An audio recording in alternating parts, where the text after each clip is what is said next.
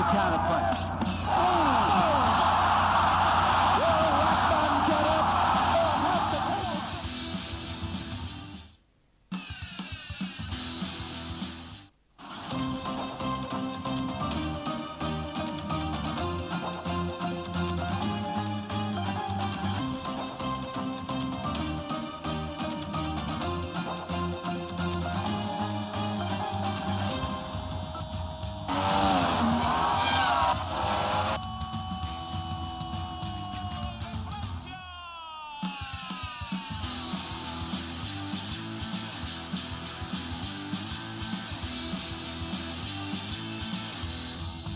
Telling him not to counter punch.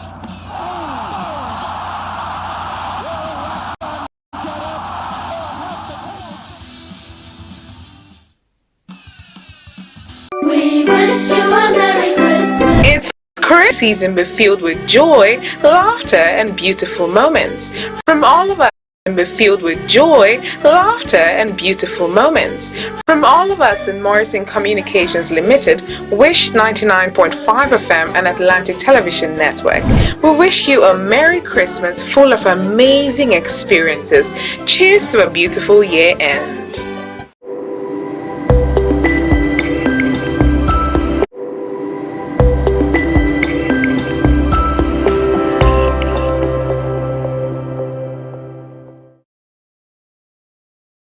From the line across the ocean to the land beyond the mountains, through the Sahara, we bring on sport news, live analysis, expert discussions on trending stories in politics, business, socio-economy, sports, and stay focused on the fact today.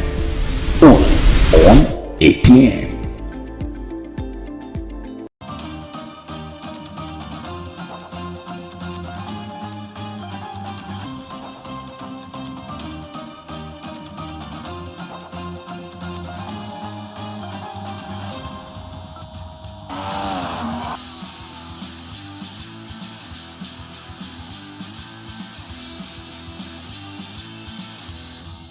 Telling him not to counter punch.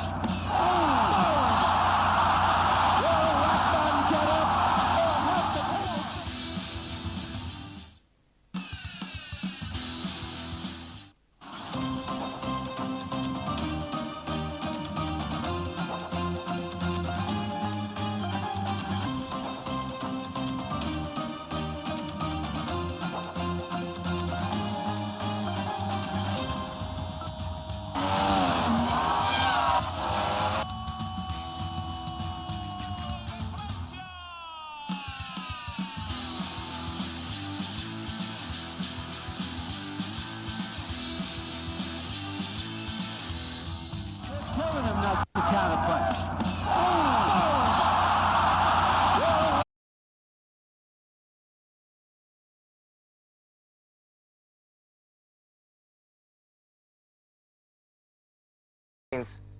Right here, and to make sure the program gets to you in a very, very huge way. But joining me this morning, of course, to do justice on the issues that we have on our menu this morning is Samuel Morris. Of course, he is a journalist in Akwa Ibom State. Good morning to you, Mr. Samuel Morris. Good morning, people. Have everybody and Atlantic TV. Thank you very much, Samuel, for joining us this morning. Peter Abaji as well joined us this morning. Good morning to you, Mr. Peter. The major talking point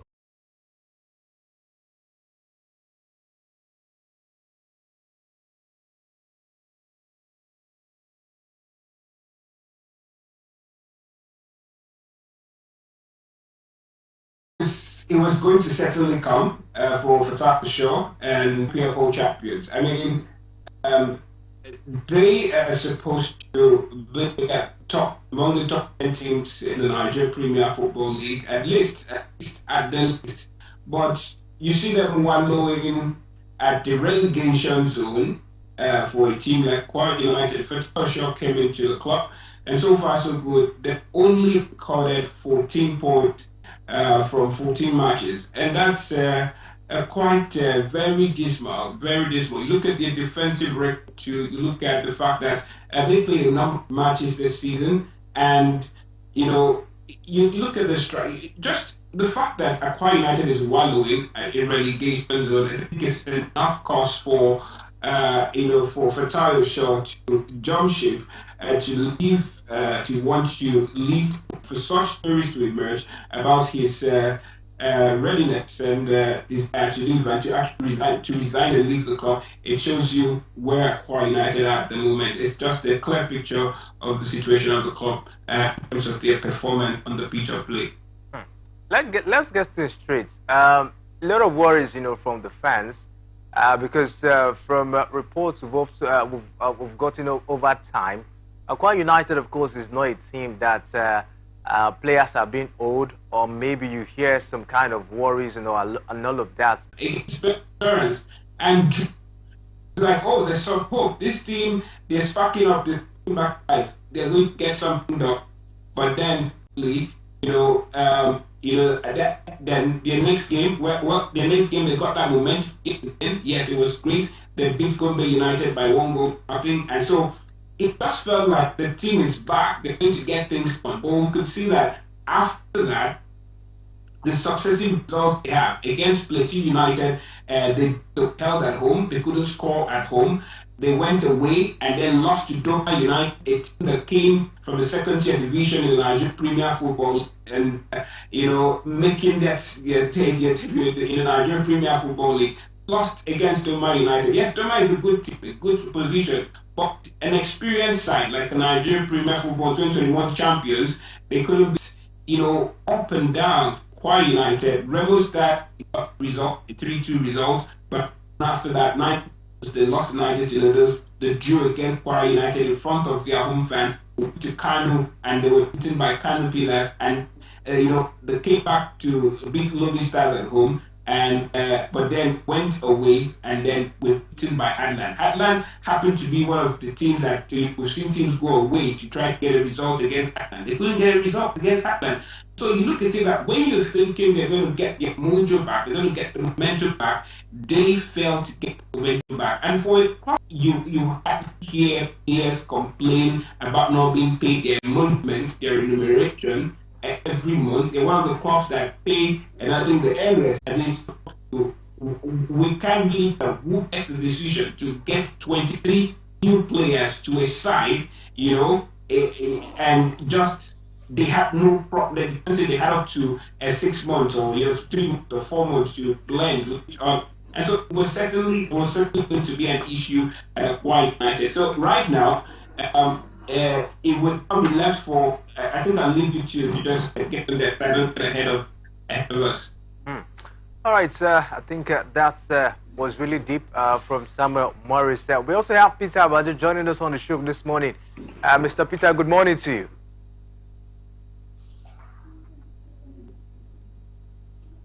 Mr. Peter, can you hear us? Good morning. All right, Rex also joined. Supposed to be at the apex of the Nigerian Premier League. Last season we saw how they managed to just be away from the Abuja League. So they were just few points shy from the Abuja League. And this thing we saw them wandering in the relegation waters. So Fatal Shaw came on to score them. They wasn't able to do that. So at this stage, it's best for him to call it a quit, knowing fully well that he has tried his best, and sometimes when a coach comes to the club, he brings his own philosophy, his own style of play, his own style of football, and maybe that particular style of football is not in tune, not fine-tuned with the players, and you see them affecting the performance and the result of the team. So I think I'm not really surprised by its exit, and let's just hope that That's Kabiru Dogo, the coach of Kwara United. He's been given 3 match, ultimatum, and of course another huge tax, for him at the moment. Kwara United knows the weekend that was about in January. He was like.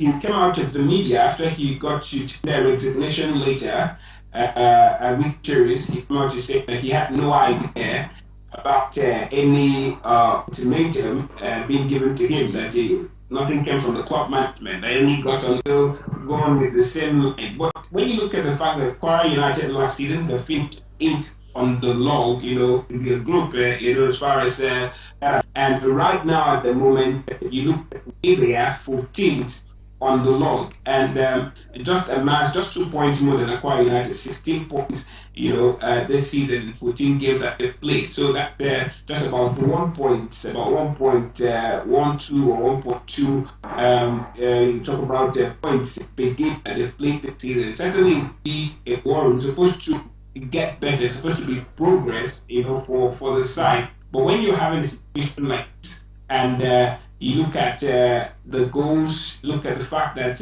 it's not common. The club, the management would expect that Cameroon will be able to improve that.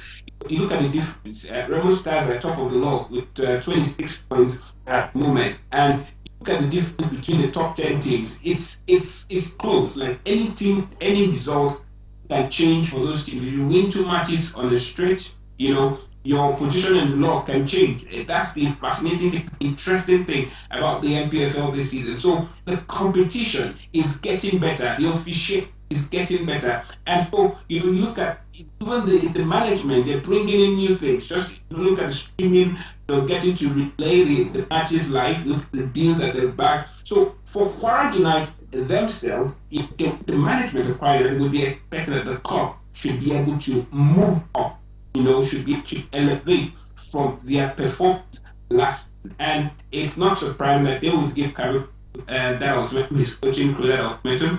We saw Kwara United read out the other season, the players and expecting much better.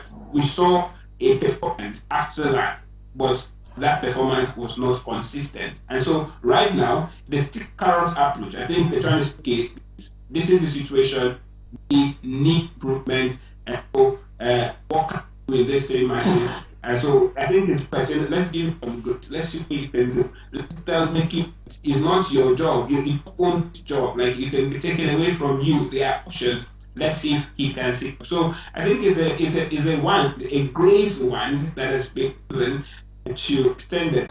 Dicey situation for Kabir Dogo at the moment, and we look forward to see if he'll be able, to surmount, this particular mountain in front of him.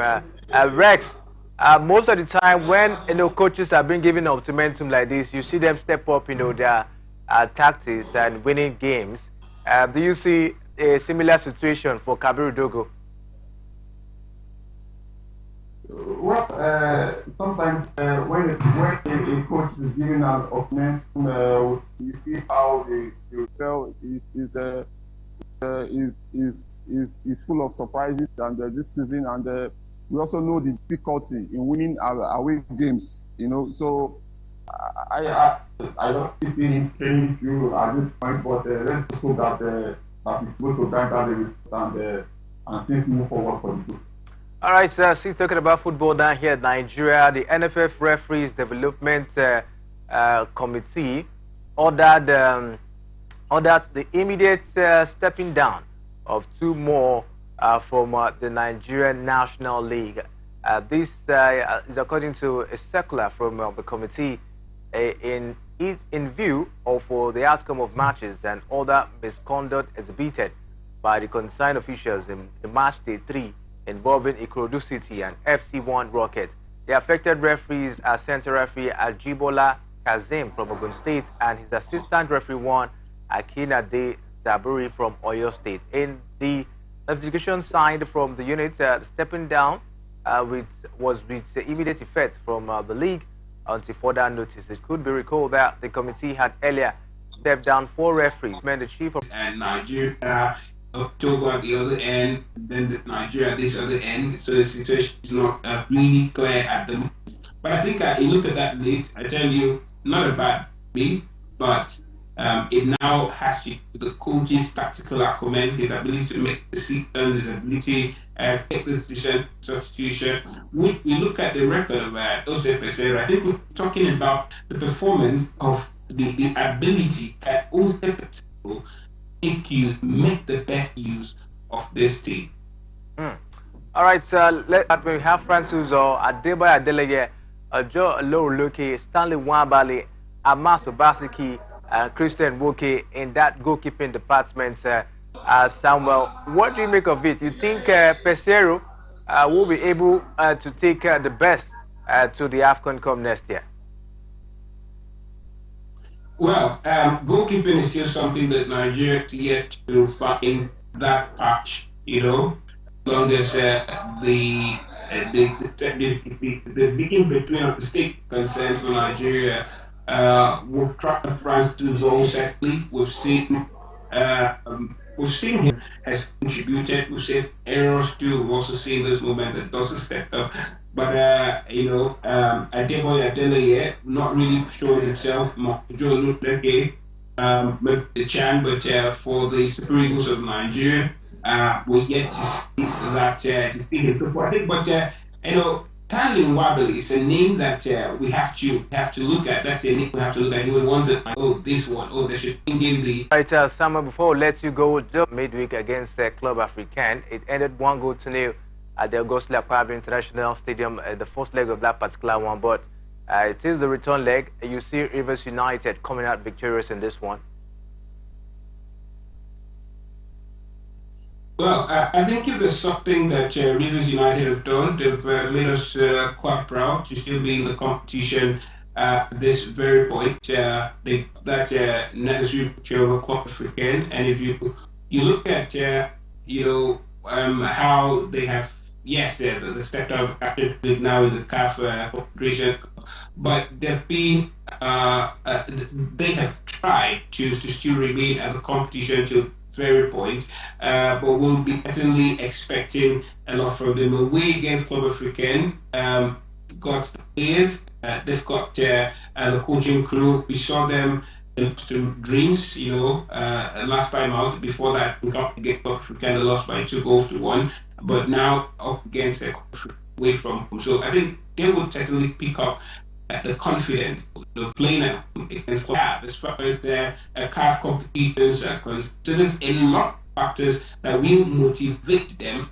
to get the result that they need. And we'll see how supportive the government have also been, in the sense that they're quite supportive to the team. People don't understand support to Rivers United, and that's what you see that is.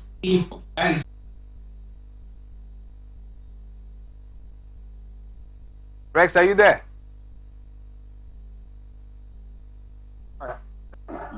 Yes, keep I can hear you. Yes, the UEFA Champions League draw came to yesterday, and we can see the teams that will be slugging out against each other, and we Man City playing a Copa side, a Copa side, and Arsenal playing Porto, and some other interesting features of this stage of the competition.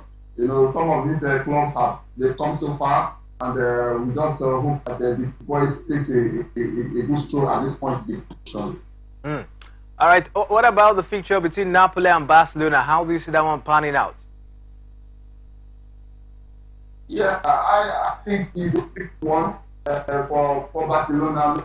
Well, at Napoli, they've come of age. We have our rank African footballer in their ranks, like Victor Sine, and so we expect the kick in that encounter. They're knowing fully well that Barcelona are very unstable.